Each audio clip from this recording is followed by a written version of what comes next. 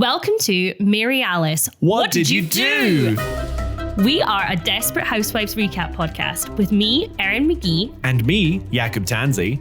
Two best friends breaking down each episode until we answer the ultimate question, Mary Alice, what did you do? Unless, of course, we have finished season 1, in which case, insert new mystery here. Yes, there's a lot to unpack on Wisteria Lane. Content warnings can be found in the episode description. So get comfortable and let's get into this week's episode. Jazz hands. Hello. We said we were going to dance along to our intro, and I forgot how long that was. Yeah, it's long. Does anyone actually listen to it other than me? I think you might be the only one. We're going to start putting secrets into that intro. Yes, it's going to be like, Jakub is a Leo. This is a very special video episode. So if you're listening on Spotify, you can switch straight to video. Yes. And otherwise, if you'd like to see us and anyone else who might appear later in this episode, I think have it in the title. Probably, yeah, that's true. Then you can also find it on YouTube as a full video as well. We have another incredible guest, another cast member of the show. As Erin said, it's probably in the title. We will be talking in this episode to Dagney Kerr, who plays Nurse Hisel. She was amazing. She's incredible. She's in a bunch of your favorite shows. We'll cover that in a bit. We talk about the cast members on set who are divas. We talk about doing drugs with RuPaul. We talk about Buffy and Julie the Vampire Slayer crossover. Yes. And so much more. It is one of the most exciting conversations I've ever had. It has been so amazing that we've had two amazing guest stars on here, and both of them have been down for the clownery. Because I was so scared to approach Dagney Kerr and go, so we have this pretend spin-off called Julie the Vampire Slayer, and it's related. And she was so yes, and that improv background just shown. Oh, incredible. We do touch a tiny little bit on season 2 stuff at one point, just as a fair spoiler warning, I guess. And this is also going to be a 2-part episode. So this is episode 17. There won't be trumpets. And this week, we're going to cover all of Dagney's scenes with her. We're going to recap them with her and have a bit of a Q&A. And then next week, we're going to basically do the rest of the episode in our usual way. And I have to reveal that, thank goodness, you've never made me sign an NDA, because I have told everybody in my personal life that we were doing this. Oh, I'm going to sue you. Oh, good. Yeah. Good. That's what's hidden in the intro. It's the terms and conditions of you being on this pod. We're in a Black Mirror episode. I feel like I haven't seen you in ages. How have you been, Erin? Because you've also been away. Barcelona. I've never been before, and it was for my friend's hen do, and it was a bunch of strangers, so I was terrified, but it was the best time. I went and saw a flamenco show, and also as someone who was kind of raised around Irish dancing, to see people using their hands and dance, every time I'm like, you can do that? I became 19-year-old Erin McGee because the clubs in Barcelona open at 2 a.m. That makes me feel physically unwell. The thought of it made me feel physically unwell. But tell me why 2 a.m. I was raring to go. I was ready. I was getting home at 7 a.m. Somebody got up the next day and went for a run. Oh, that's simply unacceptable. It was bone chilling. But what about you? Where were you, and how much did you miss me? I missed you. That's an amount. I was like, half of my soul is missing.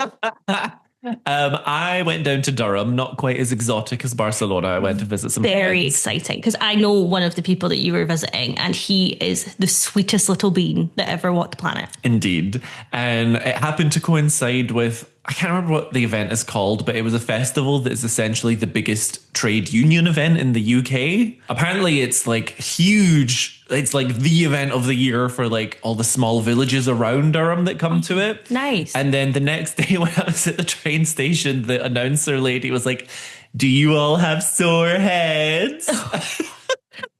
Was that Felicia Tillman? Oh my God, it could have been. She was like, stay hydrated. It was so cute, actually. I really loved it. Do you know what that reminds me of? So when we were taking our prelims, the night before, I had a party at my house, and we were, I'm sorry to expose us, underage drinking. And then the next day we had our prelims, but we were young, which means hangovers hadn't come for us yet. And I was sitting there as a woman came up and went, do you have a sore head today? And I went, what? And she said something along the lines of, how was the party? And I went, who is this woman? I found out it was Jakub's grandmother, who was an adjudicator in our films. And I was so confused. I was like, how is this random woman clogged me? Do I look drunk? Do I look hungover? Is she going to call the police? Oh my goodness. Yeah, it's just prelims. They're not the real exams. For our American listeners, I don't know if you do things the same way. It's like our practice exams in high school before the real thing. I'm guessing it's like they have pre-SATs, right? I have no idea. Maybe. Well, do you know what else we don't have any idea about? Tell me why my mum hits me up and goes, so a couple of episodes ago, there was a montage of people in Bree's house. The person you didn't know was not a country music star. It was, in fact, American President Ronald Reagan. You told me that. I was dying. We were tempted to cut it out because of how stupid it would make us look, but we didn't want to be dishonest. I don't think it makes us look stupid. Like, how we were born after his presidency. He's not in like a suit or anything in that picture. He's dressed like a cowboy. Something I find endearing about us on this podcast is that we admit that we don't know stuff. Well, let's not keep you waiting any longer. Let's get right into it. Yes. Enjoy this conversation with Dagney Kerr.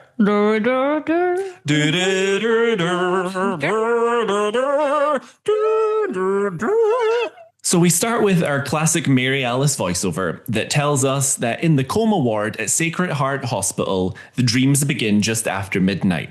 And this is paired with a montage of shots inside the hospital late at night where Juanita, Mama Solis, is still in her coma. Mary Alice tells us that vivid images comfort the dreamers until morning, and with that we see a man cleaning the floors who dreams of winning the lottery and quitting his job.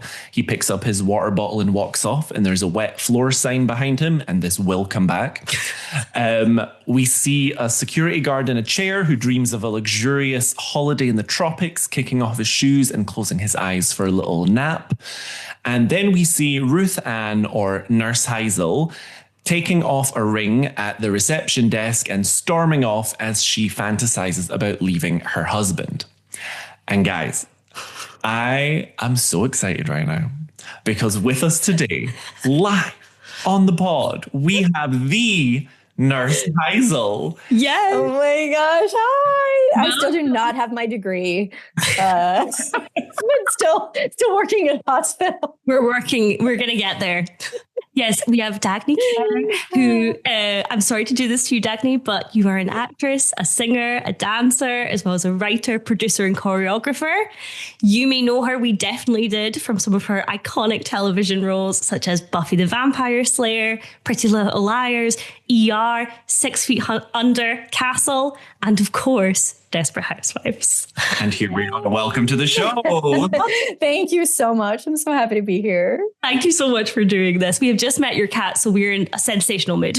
We are, yes. Also a Desperate Housewife fan. Yes. Okay. I have a question for you right off the bat. Okay.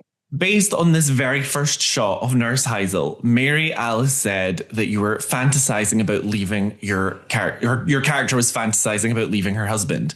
Did you have any kind of backstory in your mind here? What did this man do to you? Oh my gosh. This is going to reveal, I guess that maybe I'm not a great actor. No, you know what I was fantasizing about is trying to nail that ring thing. Yes, I had that. No, you don't understand. I had that in my notes.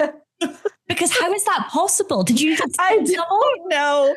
And I literally at one point I was so frustrated because I couldn't do it. I asked if there was a ring double, like a stunt double, like someone that could just do it because they were... And then I was like, why didn't someone prepare me ahead of time that I would have to do that? It's very challenging. I'm jumping ahead a little bit, but the two things... When you told me about that, I was like, oh, I don't remember I was leaving my husband. Then I was like, oh, yes, the ring. So the ring, I did not know that I would have to do ahead of time. Had I done it, I would have practiced. And then the other thing I did know ahead of time that was in the script that I practiced, and we can get more into this if you want, was when I saw that there was a cigarette involved, I was like, I've never held a cigarette. How do you hold a cigarette? I've never smoked in my life. I spent hours in front of a mirror, watching someone smoking on a video going, is that how they hold it? Anyway, no, not working on lines, just going, because I think there's that thing when I watch things. I'm like, that person's not a smoker. Yeah. If you're a smoker, they don't. And I was like, how do you hold it? Like I was asking friends, how do you hold a cigarette? Like I was so nervous about that cigarette. But that dang ring, it was like, so what you're going to do? And they made it sound so casual. You're just going to drop it and then spin it. And they were getting frustrated with me. They meaning like the crews were like, let's go again. And I was like, oh my God. Like, you remember roughly how many takes? 84. I'm kidding. No, it felt like I had that feeling, as you often do when you're guest starring, like they're just going to fire me right now. But then I was thinking I wasn't hired for my ring spinning skills. It wasn't on your CV. Exactly. It was not on there. I did get it, obviously because they caught it, but it was almost like, I remember they were frustrated. Like, who hired this lady? Let's get to this. Let's get to the acting part. But yes, I did not have a backstory. I was just given a ring at the last minute, and said, we're going to get a shot of you dropping it and having it spin. And I do remember there were so many takes, and then we finally got it. And I do remember like afterwards going into the bathroom and be like, oh, that was so stressful. Pod exclusive. Oh my gosh. I do my own rings. Can you imagine though, if that was part of the audition, like looking back, they're like, her acting was amazing, but girl could not spin that ring. Nope. Let's go with somebody else. But yeah, they just sprung that on me. They're like, here you go. I made it sound so easy. Oh yes. Oh yes. I remember the first AD. He was the one doing it. He's like, I don't understand. It's not that hard. And he could do it. And I was like, gosh, I feel like the pressure, like everyone's seeing him be able to do it. Why don't you know a specific party trick? I know. I remember it was getting intense. So that's, my goodness. I'm having PTSD. For the listeners at home, just so you know how we're going to do this, we are going to recap all of Nurse Hisel's scenes right now. And Dagney, you're welcome to jump in at any point with your thoughts, opinions, stories. Does not have to be about your character specifically, just anything at all. And then we're going to have a brief Q&A, general Q&A at the end. Yes. Awesome. All right. So to continue on with this opening scene, Mary Alice then tells us that the most vivid dreams belong to the patient in room 312, Mama Solis. She's been dreaming steadily about discovering Gabby's affair with John the child gardener. Yes. About the accident that put her in the hospital. But her most common dream is the one which she finally manages to tell Carlos about his wife's affair. And she's been dreaming about this for 5 months, we learn. A lot of time has passed.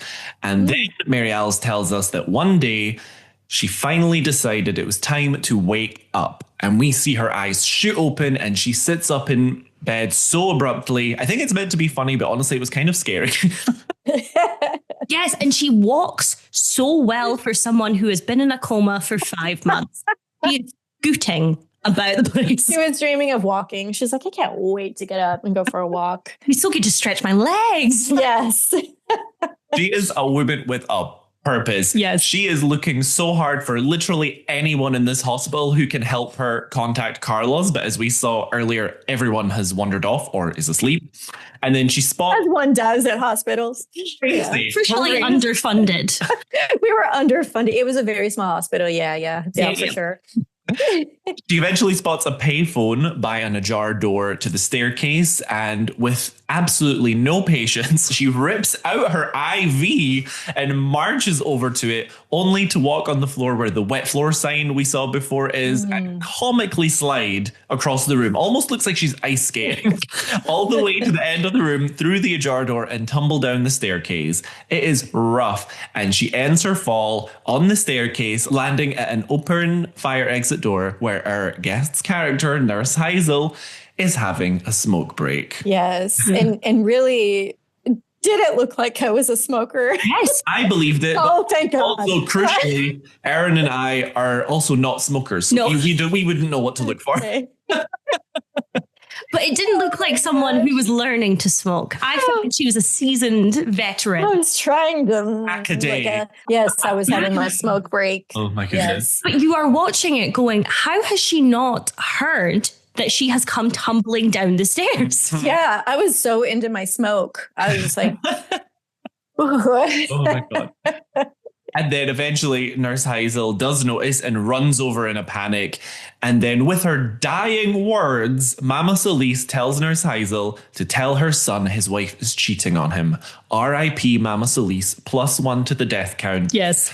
And then Mary Alice voiceover tells us that very sadly, this was one dream that was not going to come true.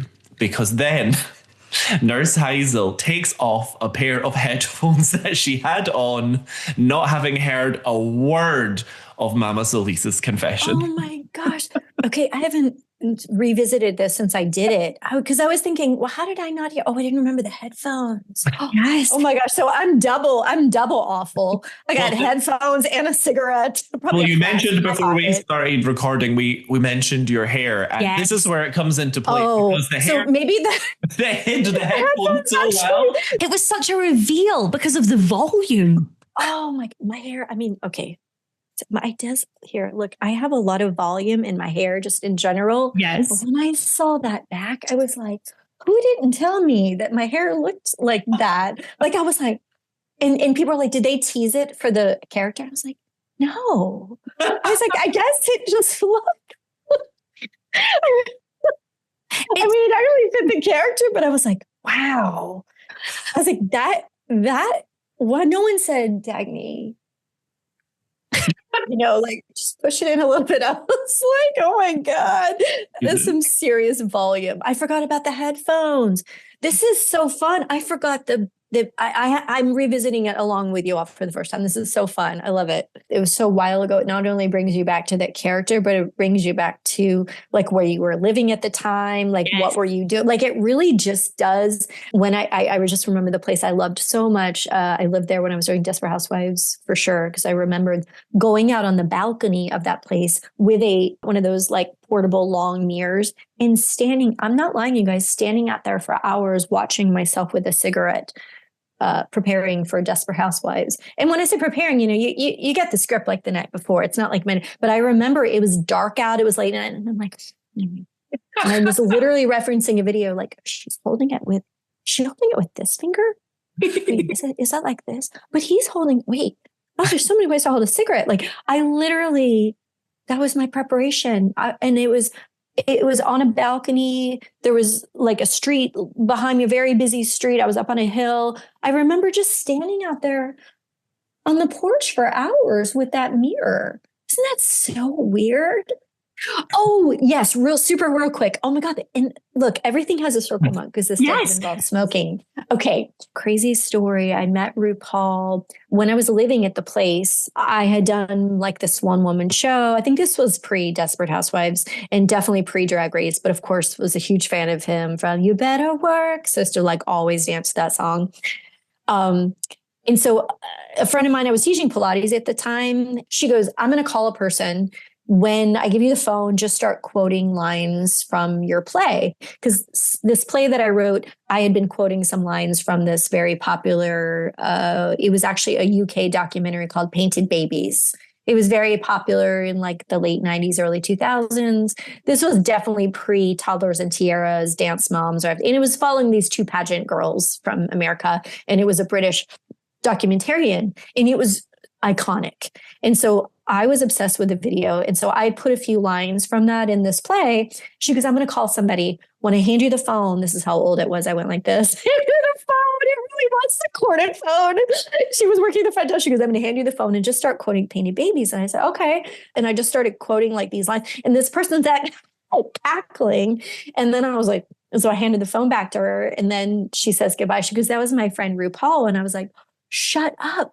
She goes, RuPaul is so obsessed with Painted Babies. He has the British edit. I go, wait, there's another edit? She goes, do you want to go watch it at his house? And I was like, yes, I do. So I grabbed two friends of mine who also were RuPaul fans. And I was like, I cleared it with the girl. I was like, are you okay if I bring a couple of friends? She goes, oh, he'll love it. So we went to his house. Oddly enough, it was really close to the place that I was living at the time where I was practicing smoking on the balcony. And we go to his house and he wasn't there. There was just like a couple men swimming in a pool and his dad. It was very weird. And so we're there like an hour waiting for him. And I was like, well, this is just really awkward. But I kind of wanted to watch the tape too. So I said to the girl, do you think it's weird if we watch it without him? So we're watching him, and then he comes in maybe like 15 minutes after we started. He stands there. He's exactly what you imagine, just like so funny. And he's got that iconic cackle, and he's just cackling watching this Painted Babies. I don't remember ever exchanging names with him. We just watched Painted Babies. And then he says, does anyone want to smoke? And no, I'm not a smoker of any kind. Mm-hmm. So I just remember all I remember after that is being on his balcony, and it had AstroTurf, and we're all sitting on the ground, and he's smoking marijuana. And one of my friends partook in it because he said he felt bad and nobody else said yes, but he was also not a smoker. And all as I know, at some man, he grabbed my hand and says, I need you to get me out of here. Something was in it. Something's happening to me. And then we left. And I don't remember any conversation really with Rue. I just remember like him sitting there smoking, and we're just looking out onto the hills. And now I'm like, that's so crazy. I think you need to be a judge on Drag Race. Oh my gosh, I would love that. And I wonder if he would remember. I think he would. He strikes me as someone that remembers like every moment of his life. But I think it says it all comes back to smoking. Full circle back to.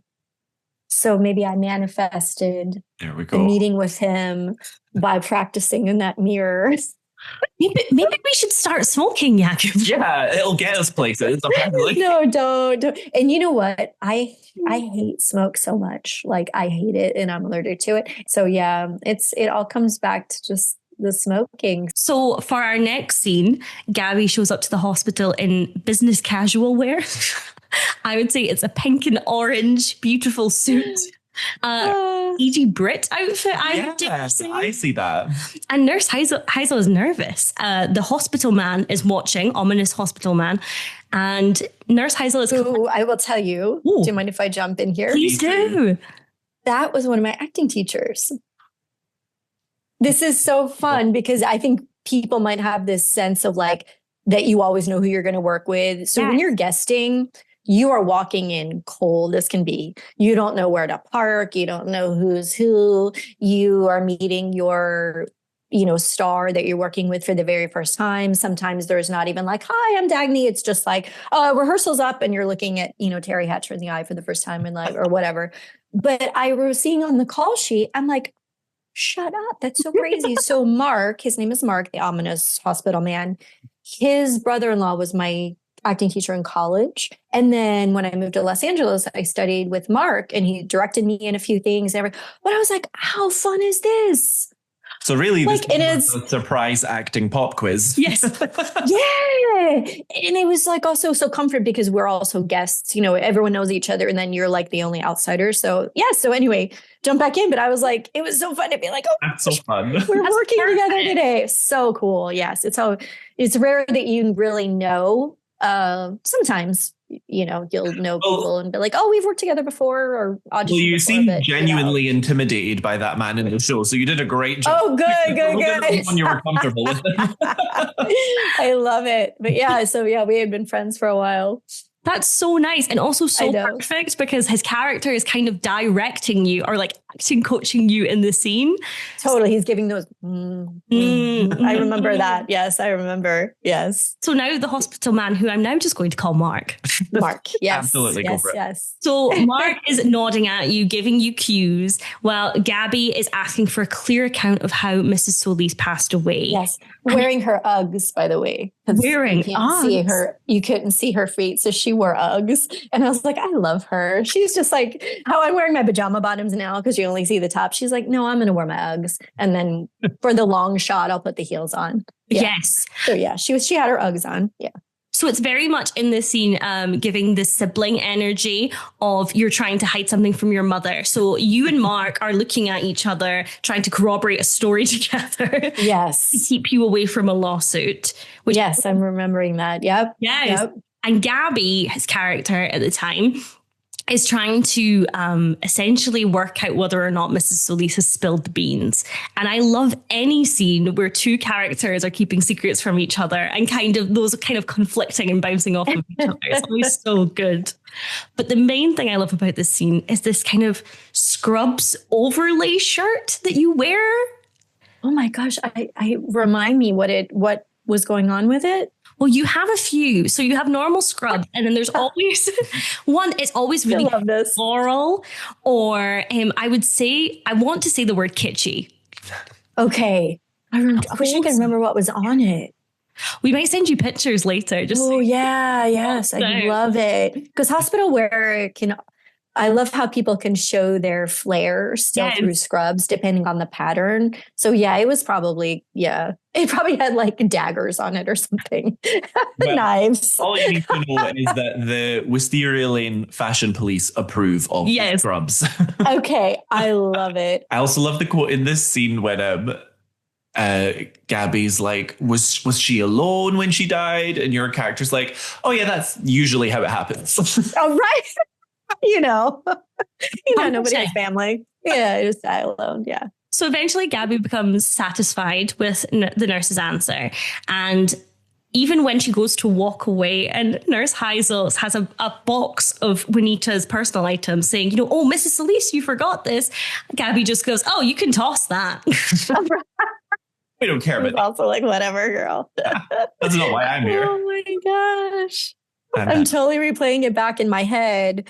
That's why this is really fun, because I'm not replaying it back from watching it. I'm replaying it back from like, I literally am standing and I see the cameras. Like I'm really like reliving it, which is really fun. Yeah. I remember that whole scene. Gosh. Or Nurse Hisel's final scene. Gabby is brought into the hospital by the Mark. Yes, my Mark. I can't wait to text him and say, we were talking about you. Hi, Mark. Shout out to Mark. Shout out to Mark. They enter his office where Nurse Hisel is sitting at the back of the room, and I have noted in yet another stunning set of scrubs. Yes, I do. Yes. And now in this scene, the Mark is essentially trying to buy Gabby off so she and Carlos don't sue the hospital for the circumstances that led to Juanita's death, to which Gabby is very amenable.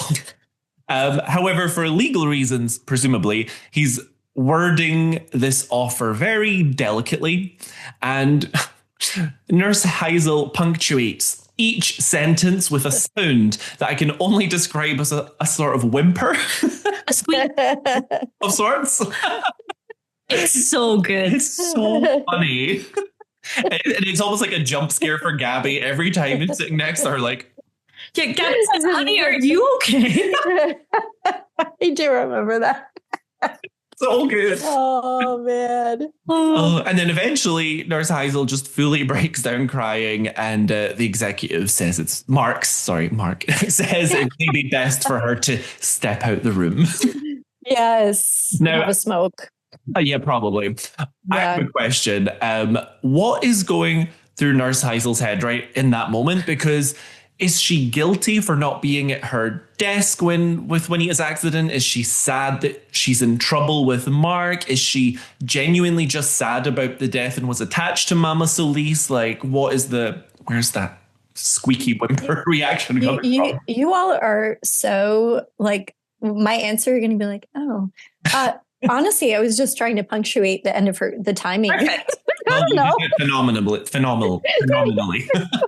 I mean, who knows with Nurse Hisel? She is so off. Yes. Like, you know what I mean? But I do think her breakdowns, well, I'm jumping forward. She definitely has these breakdowns, and I think she's so psychotic that, people have a breakdown and then 2 seconds later they're fine. So I think it was just, probably just needed a cigarette, honestly. I remember how generous Eva was in that scene. Like, she would sit there and she'd be like, oh my gosh, Mark and Dagney, you guys are so funny. And she would just be like so encouraging of what we were doing. And I don't know if that was in the script, the sobs.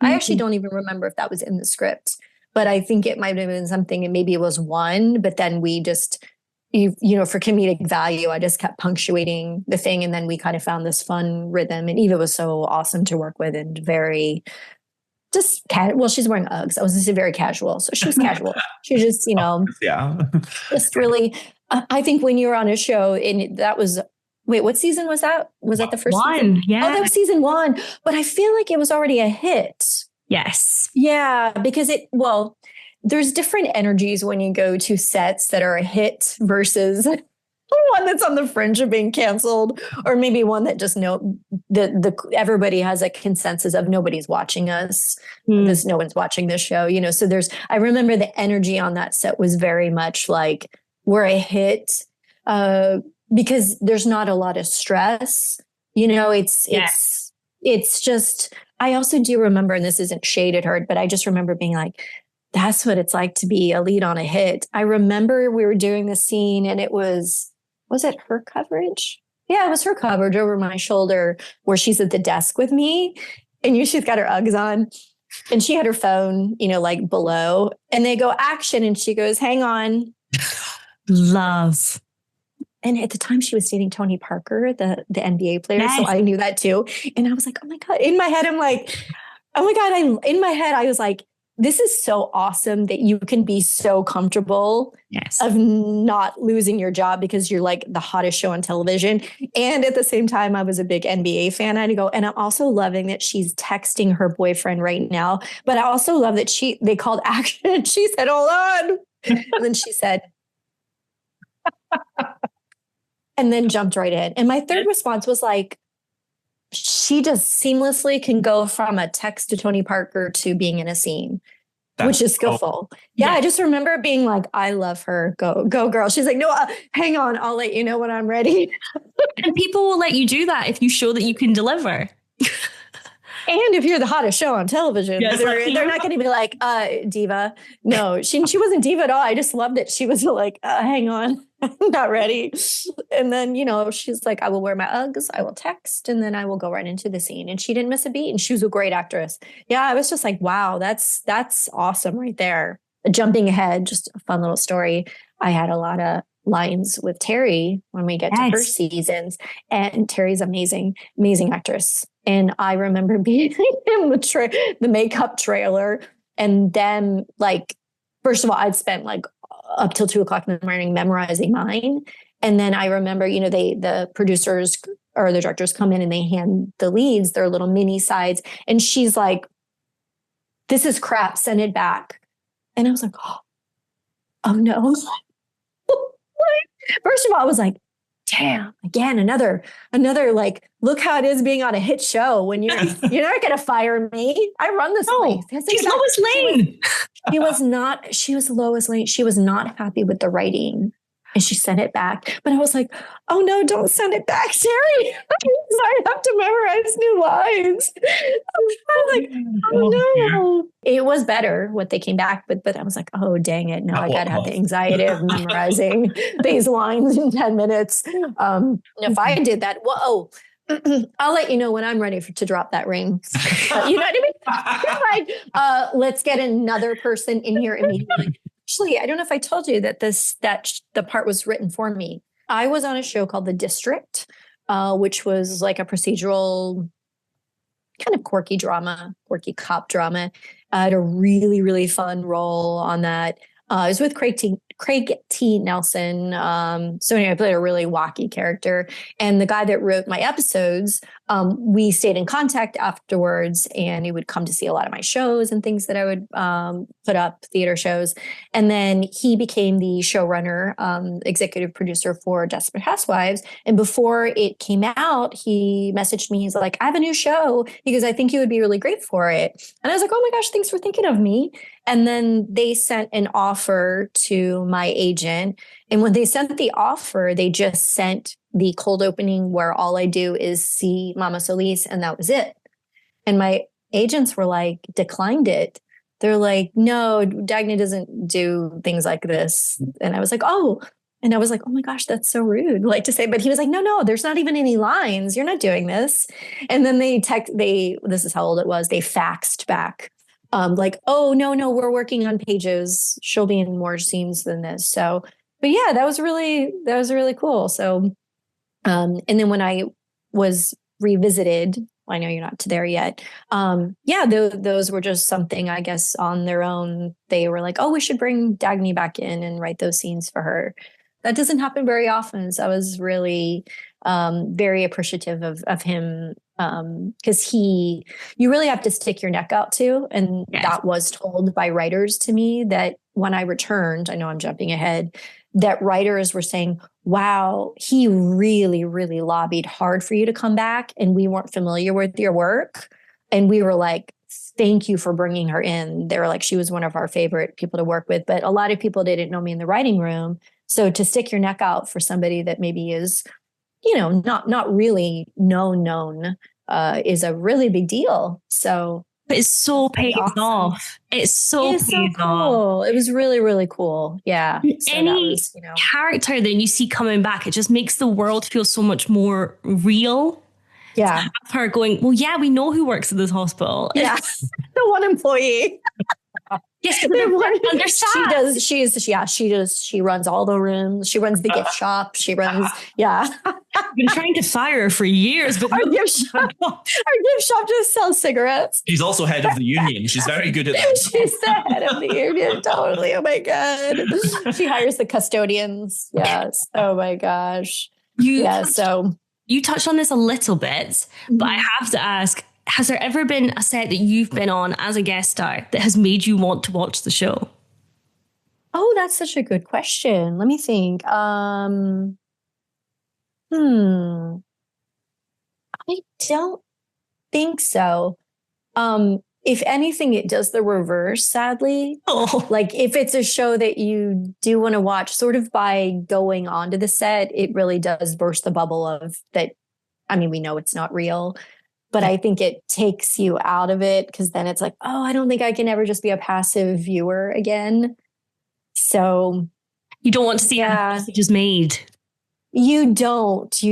So it's sort of, and not that like you have a negative experience. It's just, it would be like going to a restaurant that you love to go, but then now like you get a tour of the kitchen and you see sort of like, oh, the food was frozen. They just heated it up. No, yes. I don't know. It's a bad. And then you're like, oh, I really loved just going and seeing the front part of the restaurant and being, my food brought to me magically. And then when you have that experience, it's hard to, I wasn't like a Buffy watcher, just to jump back to Buffy again, but I certainly was aware of the show, but I certainly couldn't watch it afterwards just because I your mind is like, oh yeah, they probably shot that at that stage, or, you have just your reference of the behind the scenes, which sort of takes the magic of it. So, but that's awesome question.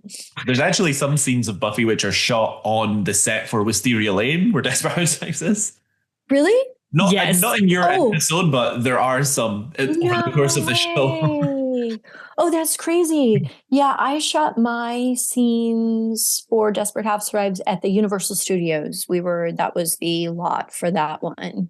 I don't know if you've heard, but there is a Desperate Housewives reboot in the works now. Yeah. I don't know if I have not heard about that. With the same cast? No. I think it'll be a sort of reboot / sequel. I'm not, it's very vague still, but they've announced it's going to be a project. And so what I'm wondering is that, do you think there's scope for Nurse Hisel to make a comeback? Maybe she's running the hospital by now. Well, let's think. If she did come back, well, you got to bring back that hair. Yes. So that would be one thing.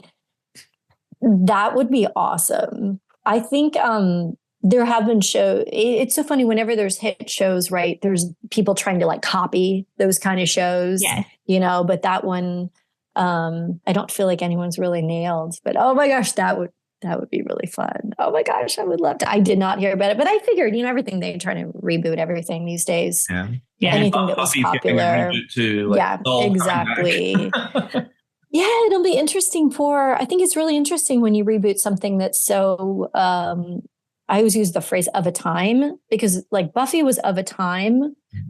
So I'm sure part of the challenge of rebooting that is to try to figure out how to capture what worked back then and change it without losing what was relevant then. And same with Desperate Housewives. I think that because now there's, not to say that it was like a reality TV of like, I think how many of the Housewives shows are on now. And it's like, you don't want to, it's just figuring out like how to make it still fresh when there's so many housewife, ensemble type shows. But I think that murdery angle, although on the reality shows that people are in jail and murdering people to the real ones. So yeah, it'll be interesting. Well, personally, I think, so all we know so far is that Kerry Washington is attached to it. And it will be called Wisteria Lane. But I assume if it's anywhere near the same tone, people are going to end up in hospital. Oh yeah, girl, I'm ready.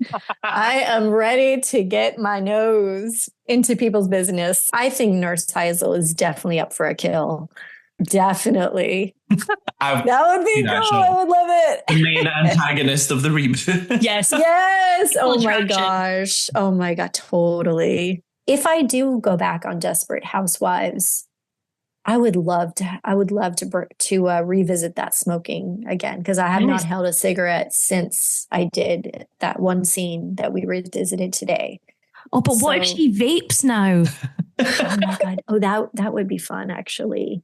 I bet she does vape. Yeah. I see that for her. I see that for her too. Oh my God. I love her. Yeah, I think she's still single. Well, because now there's online dating. Yes. Okay. One more revisiting of a documentary. Have you seen a documentary called Lover, Stalker, Killer on Netflix? No. It's my favorite. It's my favorite true crime because I love true crime documentary. It's a very popular one. It's called Lover, Stalker, Killer. I highly recommend it. But I'm thinking of Nurse Hisel is very similar to, if you end up watching it, to the woman in that documentary. Okay. We're going to have a movie night soon, Erin. I think so. I can't wait. And since you like horror, the thing that I like about this documentary is it's a true documentary where the real people that lived it are participating in it, but it's shot with a very horror feel where it's slow and sort of, it's scary. Okay. I think you would really like it. I'm very excited. If you want to do a podcast about Lover, Stalker, Killer, my friends make fun of me. They're like, Dagney, I don't even like true crime, but I watched it because that's all you talk about is Lover, Stalker, Killer. It is the craziest story. Oh, I can't wait. A more general question is, I'm just wondering what kind of creative stuff you're working on these days. Oh, thank you for asking. Well, I know you like horror. I do have a horror movie that is doing amazing at festivals, and then it was just sold to Shudder. So I think you'll really like that. It's called Push. So that's something. Oh, and oh my God, guess what I play? Is it a nurse? I just remembered. I was like, oh my God, I'm a nurse in that. I'm always a nurse. I will be watching that. It's actually I have not seen it yet, but it's doing really well. And it's just 2 leads, but it's a pregnant realtor that sort of gets psychologically preyed upon showing a house as the realtor. And it's doing really well. And the filmmakers are phenomenal and they're already like peripherally kind of like known, like I'd say in the industry with this is their 3rd film, horror film, but they're going to be huge. I'd say in a couple of years, they're going to be a household name, but yeah, so you can do I think you would enjoy that. So yeah, that's coming out soon. And then I'm doing a lot of more dancing lately. So that's kind of where I started with my creative endeavors is choreography and dancing. And so I'm really I feel like it's my last push. I'm like, I need to get it before I can't walk again. Before I get too old to dance. So I feel like I'm kind of now just getting back into it and really dancing at a high level. So I'm really enjoying getting back into that. So those things keep me going What type of dancing do you have like I don't know enough about the dancing world, to be honest, but do you have certain styles that you prefer, or do you a jack of all trades, or? Yeah, well, I definitely can do every style, but my style is jazz, like jazz and Broadway type dancing. But I love to dance. It's definitely my favorite. It has always been and still is my favorite form of expression. So anytime I can combine, which I get to do every so often, a role that utilizes my dancing and my singing, that is the most fun for me. That's great. We do have some silly questions.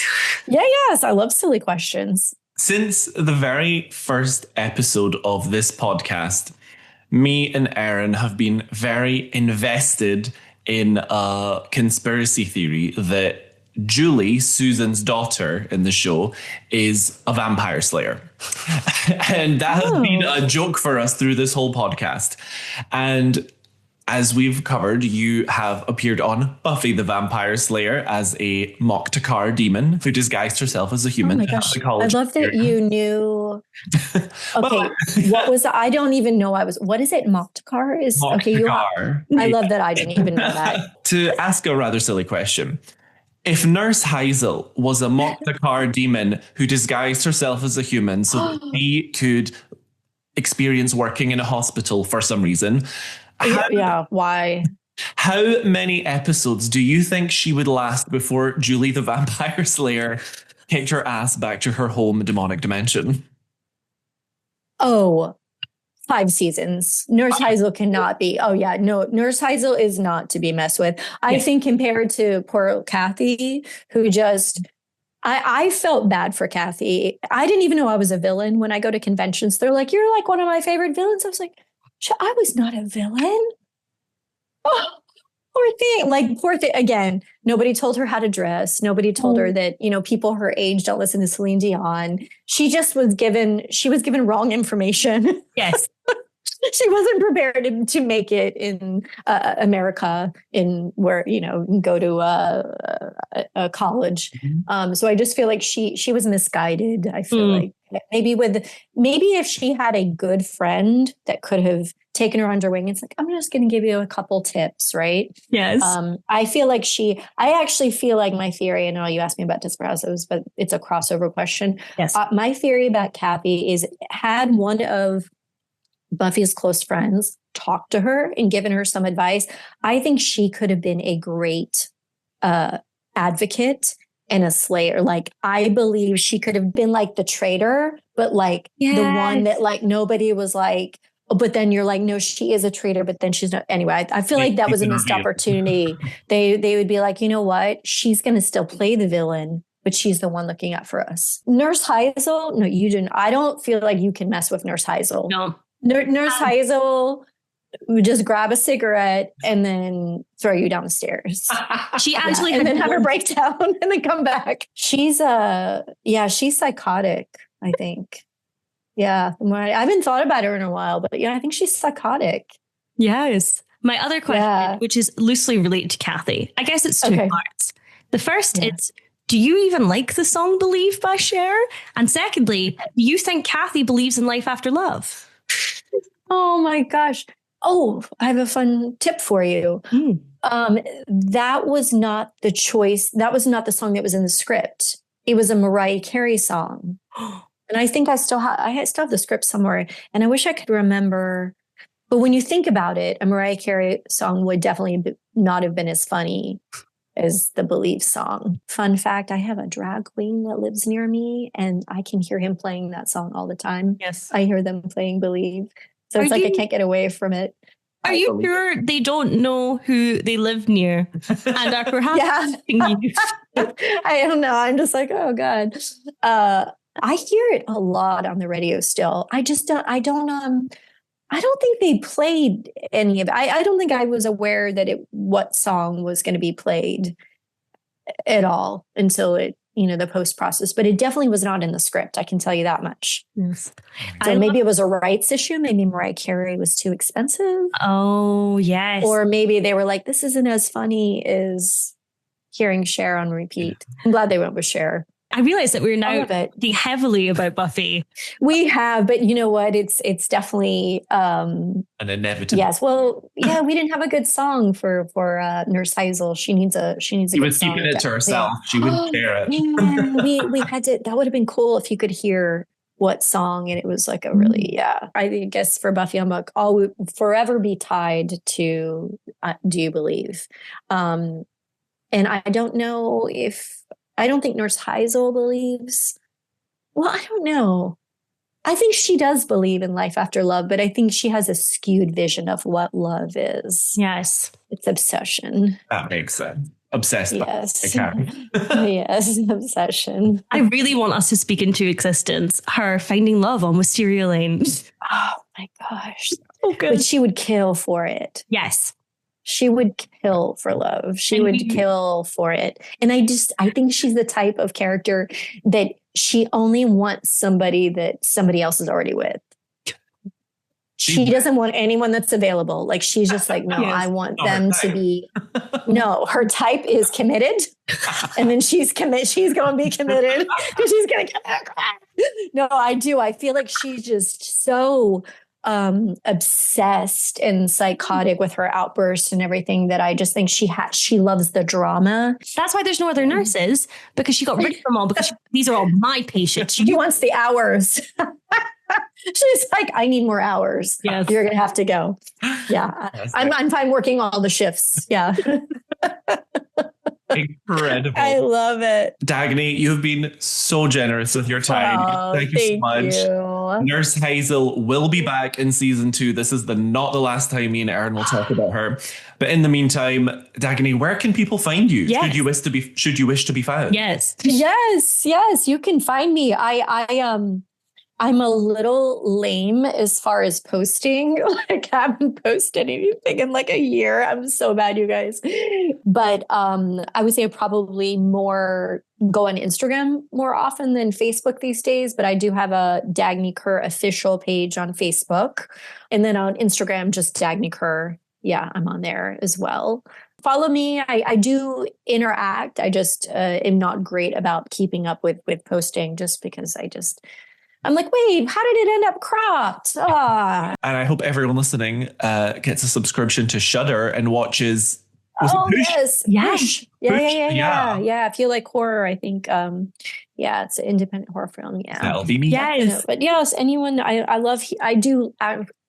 love hearing from people. So I prefer in person, obviously. So that's why when I do some conventions that are Buffy conventions, and that's where I have met a lot of Desperate Housewives fans, a lot of European Housewife fans, the French. I don't love Desperate Housewives. I have met some amazing people at different Paris conventions who absolutely love Desperate Housewives. And I love meeting people. I love hearing how they enjoy watching things that I've been in. So definitely interact with me. I do love that. Yeah. Well, we have loved spending this time with you, genuinely. Yes, likewise. You both are lovely. Thank you for making it's a holiday here. So thank you for making my morning a fun day. Thank you for giving up your time. Yes. Thank you for all your stories. They were incredible. Oh my gosh, I love it. It was really fun to revisit. Thank you. Oh, you're amazing. Have an amazing rest of your day. We will be in touch, mainly to tell you about Lover Stalker Killer. That's fine. Oh, will you please? No, it's like a drug for me. Like, people are like, Dagney, do you make money off people watching this? Because you really are touting it. I said, no, I need more people to be like, oh my God, could you believe? Oh, you will receive an email from us for sure. Yes, please. All right. Well, I'll let you all enjoy the rest of your evening. Thank you so much. You're welcome. All right. I'll talk to you more soon. Bye. Thanks for listening to this week's episode. Be sure to check out our Instagram for visuals, behind the scenes content, and more. You can find us by searching for Modded, that's MEWDYD. Or just search for Mary Alice, What Did You Do? This podcast is brought to you entirely by us, Erin McGee and Jakub Tanzi. If you're enjoying the show, don't forget to leave us a review. It really helps us out. Join us next time for another episode of Mary Alice, What Did You Do?